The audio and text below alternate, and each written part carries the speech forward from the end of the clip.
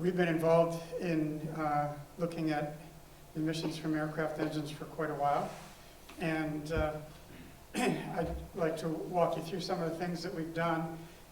What Wig asked me to concentrate on is the NOx and particle emissions from aircraft and how that depends on the aircraft operating point, the power conditions. Before I forget, I'd just like to acknowledge we've been working on this for a long time. My colleagues at Aerodyne have worked on quite a wide variety of field emissions. I'll touch on a few of them here. And I'd like to specifically call out Scott Herndon, who made this nice little video that explains how all this works that I'll show you in just a few minutes. But we also work with a wide variety of government labs like NASA, Air Force, and a variety of different universities over the years. And all this is possible because of NASA, FAA, and the Department of Defense environmental program, which goes by the acronym CERTA, which really allowed us to advance our understanding on these. So I'm going to be talking about research results on aircraft emissions. We've been involved in many campaigns, and we've developed a whole bunch of numerical tools for predicting emissions from aircraft and understanding how they evolve in the atmosphere. That probably is too geeky for talk today, so I'll concentrate just on the emissions measurements. But we have developed tools so that we can verify our measurements and make sure that we understand how all the pieces fit together.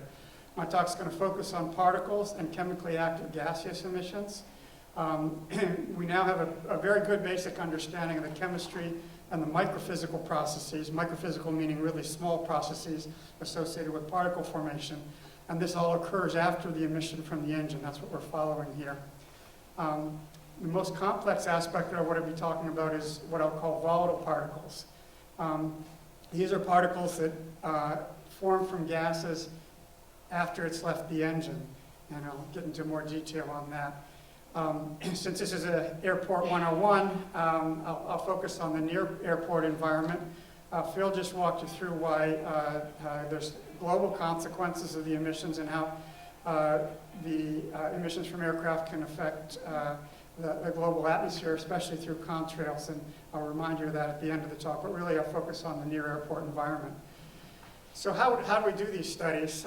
This is a picture from one of the first studies we did at with Delta at Atlanta Hartsfield International Airport. At the time, they were a little nervous about being the first people to let people on their property to make these kinds of measurements, and for a long time this campaign was known as Una Una, unnamed airport, unnamed airline. But now they're very proud, and we're very happy to have had the opportunity to work with them. So we have a mobile laboratory with a lot of equipment on board. That's me sitting on the top near the end of one of the Atlanta runways, which was a little bit below the grade of the runway, and I was sitting up there getting tail numbers, so we know what airplane we were looking at and what engines were on that airplane, so we could put all the pieces together. So what I'll be talking about is a variety of different emissions events, including idle and taxi, takeoffs, and landings. And what's important is to measure a lot of different species so we know what we're looking at and we can put the pieces back together. CO2, as Phil described, is very stable. If you know how much fuel burning, you know how much CO2 is coming out. So from that point of view, you don't need to measure it. But if you're looking at exhaust away from an aircraft, CO2 helps you keep track of the dilution. So if you're right close to the CO2 will be high and all the species will be high. And that's basically our reference point for how much fuel is being burned. The other species we look at are NOx, NO and NO2, products of incomplete combustion like carbon monoxide, formaldehyde, ethylene, but then a whole wide variety of hydrocarbon species, and I won't talk about them in great detail, but they have a big impact on the particle emissions. We measure particle emissions with something called a CPC, a condensation particle counter, which counts the number of particles. And then, as Wig mentioned, we have a unique Aerodyne instrument called an aerosol mass spectrometer that gets the size and composition of particles at the same time, which is really helpful to understanding what these particles are made of and how they formed. And then we also measure PM mass, typically with a black carbon instrument. So that was the first study we did. Probably the best study that we did early on was a study that we did at Oakland International Airport, where we'd sorted out how to make a lot of measurements. And we worked there with Oakland Airport and Southwest Airlines to do this study. And let's see if I can get my pointer up here. Lost it. Where am I? Anyway, if you see the airport terminal areas there, when airplanes get loaded up with passengers, they go out on the taxiway, and we were allowed to situate ourselves with the place that's marked runway site, and the planes would taxi right in front of us. Oakland basically has one runway, the active runway, so they all take off the same way. And so one airplane would fly in front of us, and the wind would blow those emissions to us.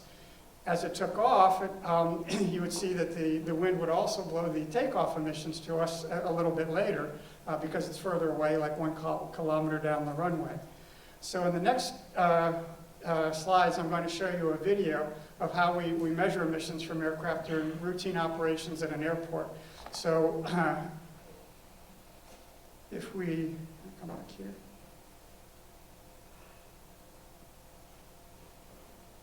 Look at this video. In the upper two panes, you're going to see 2 video cameras looking out the front of our truck. The right one is directed towards the taxiway, and the left one's towards the runway.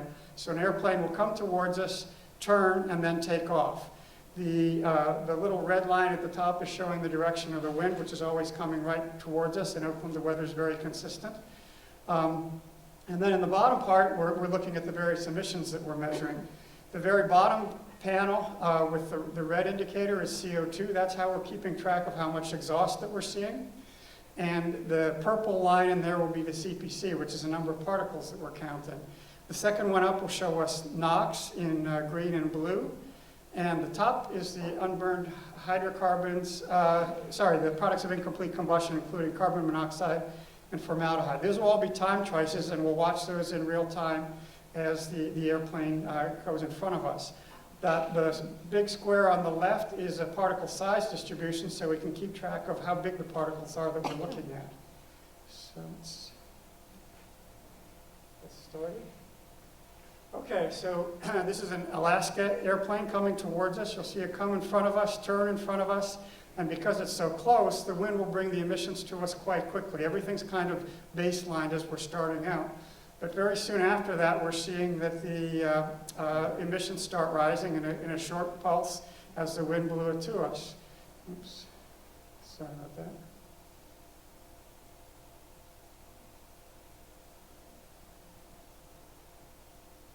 So start again, sorry.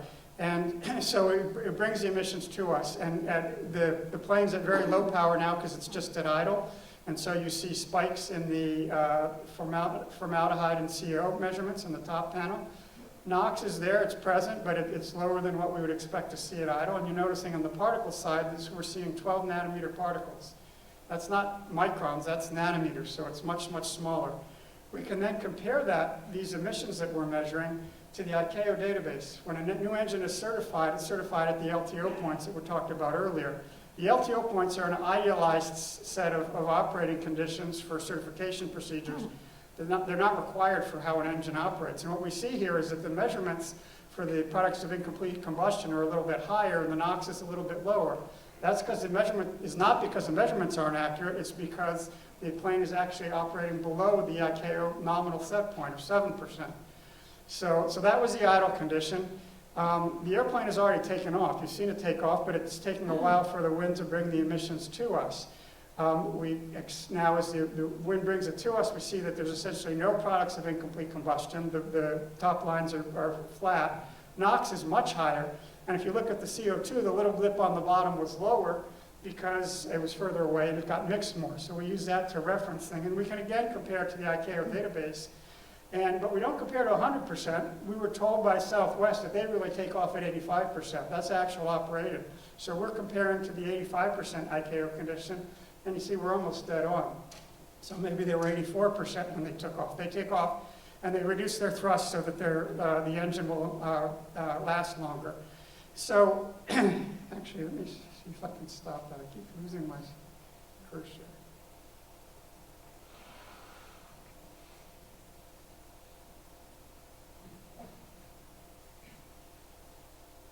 What I wanted to tell you is that basically is, here we go. If we stop right here, this is basically what I was asked to tell you about. At low power conditions, the hydrocarbons, the carbon monoxide and the formaldehyde are high and NOx is low. At high operating points, the NOx is high and the products of incomplete combustion are low. And obviously there's a continuum between the two. The other interesting thing here which we have is the particles. At low power conditions, the black carbon, that black square, is low, but the number is very high. And if we go to high power,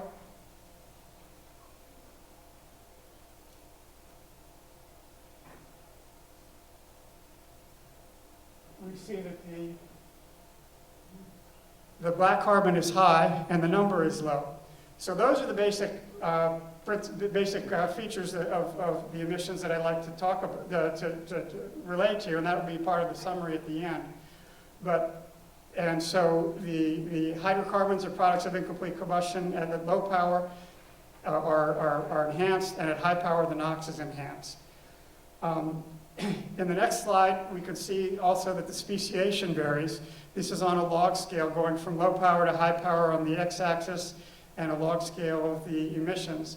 What's kind of interesting about aircraft emissions is at low power, the emissions are largely NO2, and at high power, they're largely NO. A lot of other combustion sources are largely NO throughout. So that's a unique feature, and NO it's good to know that because of its direct health effects, but also its impact on NOx production.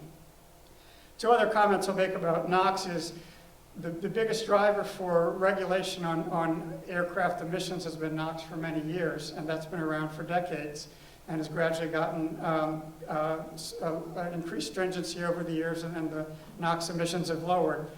Quite fortuitously, the same technology that's resulted in lower NOx emissions has also lowered the black carbon PM emissions, and so those have been decreasing, and newer engines tend to be much cleaner with black carbon particle emissions as they are with NOx.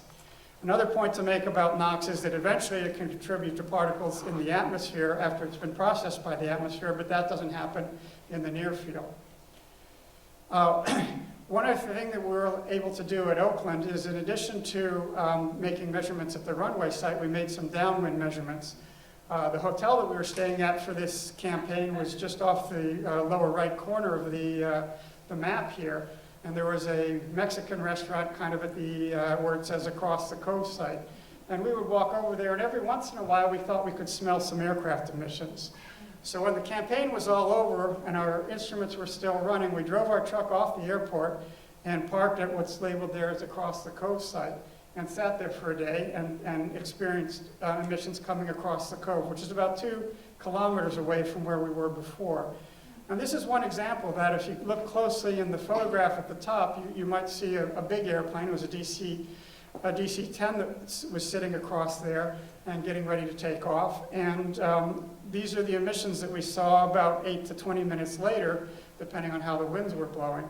And you can see that we see a blip in CO2, a blip in CO, and a blip in formaldehyde. And those are the things that we would equate with an idling aircraft engine. And so we can see that, but if you look at the levels, we're just above the detectability here. At 2 kilometers, these emissions are starting to recede into the background levels. And that's true for something, certainly for CO2, but also for carbon monoxide. You see the background is on the order of 230 parts per billion, and the blip is on the order of 60 parts per billion above that. So if you went another few kilometers, that would be very hard to measure. Or on the other hand, if you had an averaging measurement, this would disappear into the background. For formaldehyde, there's less background, but even that, if you average over the time interval between takeoffs, it would be very hard to find formaldehyde. Your nose is sensitive, you can smell some of the hydrocarbons and so forth, but the measurement of emissions gets very hard to do when you get a few kilometers away from the aircraft engine.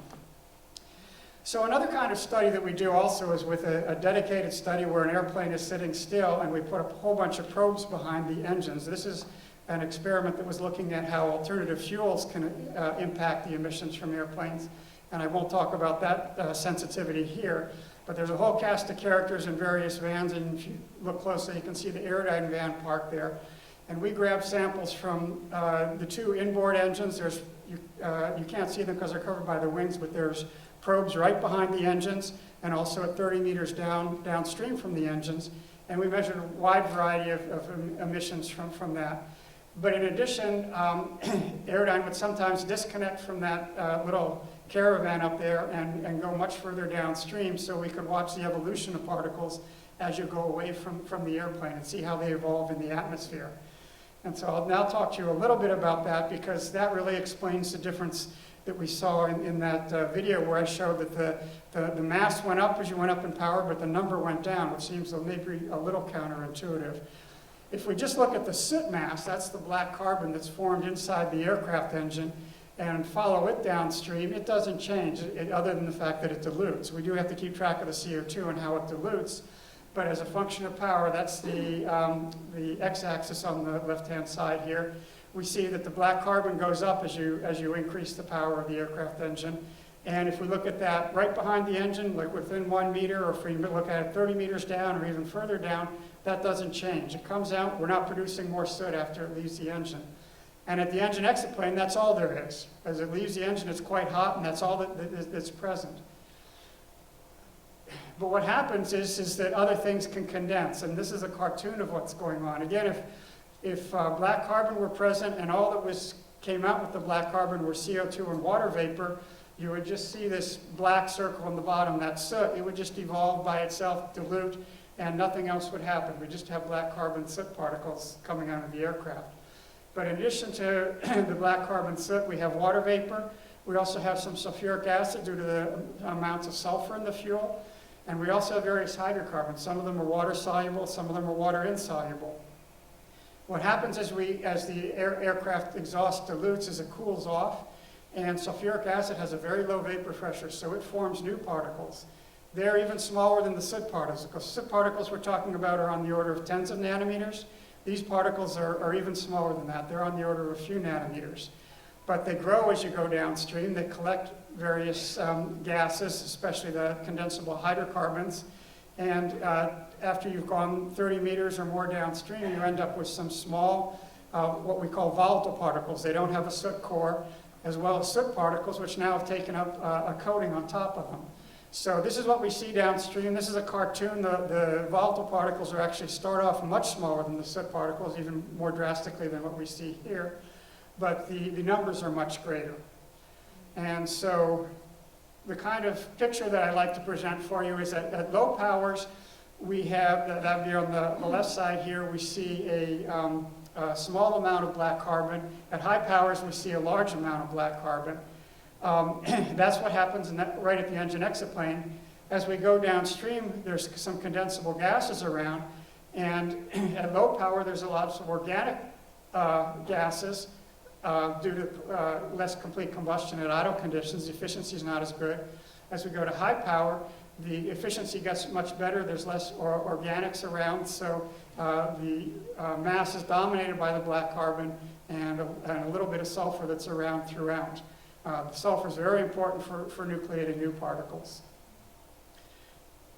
So in that experiment where I showed you the plane from overhead, the schematic on the right-hand side here shows the airplane situated, and the different dots show where we made measurements downstream. There's a pink area, a green area, and a gray area. Pink area is very close, and that's shown in a size distribution plot where it's plotted versus the volume of particles plotted versus size. And we see we have a lot of very small particles, a lot of mass associated with the very small particles, and less associated with the bigger particles. As we go to the green, it's somewhere in between, and as we get to the gray, we see most of the mass is involved in coatings on the soot particles, and there's relatively little left as smaller particles in terms of mass. But the number is still quite important. There's still a lot of very small particles. If we look at the number of particles as a function of power and as a function of downstream distance, that's shown here. Right behind, in that plume region, in that pink region that I showed you before, all the particles have formed, and the volatile particles that have formed outnumber the soot particles by orders of magnitude at low power. At high power, there's more subparticles that take up the gases, and so the number of small particles is decreased. And so the number of particles at high power is less than low power, even though the amount of black carbon soot is greater. So this is a relatively complicated situation. And as we go further downstream, in the blue bars, we see that at low power, the particles are coagulating, and the numbers drop drastically as we move downstream. No new particles, the new particles form in that first region right behind the aircraft in that plume region, but soon after that they start coagulating and the number goes down, which means that we're no longer forming new particles, and what happens at the end of the plume, at the end of this region, is really what gets deposited in the atmosphere, a suite of both large particles and small particles. So there's a whole other story that I won't go into here about how lubrication oil, it's not regulated, and I won't go into this at this point, but when we make these kinds of measurements at airports, we can quantify the amount of lubrication oil that participates with the particle processes, and even tell what kind of oil the aircraft engine is using. So I'll just summarize by what I showed you before. NOx tends to increase with increasing power. Products of incomplete combustion like carbon monoxide and organics decrease with increasing power. The total number of the non-volatile mass, the black carbon mass, increases with increasing power for most engines. Some newer engines may be a little different in that regard, whereas the total number tends to decrease with increasing power, but also tends to decrease as you move downstream. The black carbon simply dilutes, but the volatile particles evolve significantly, and we made a lot of measurements to understand that process, and we have computational tools that allow us to predict that and verify that our understanding is complete.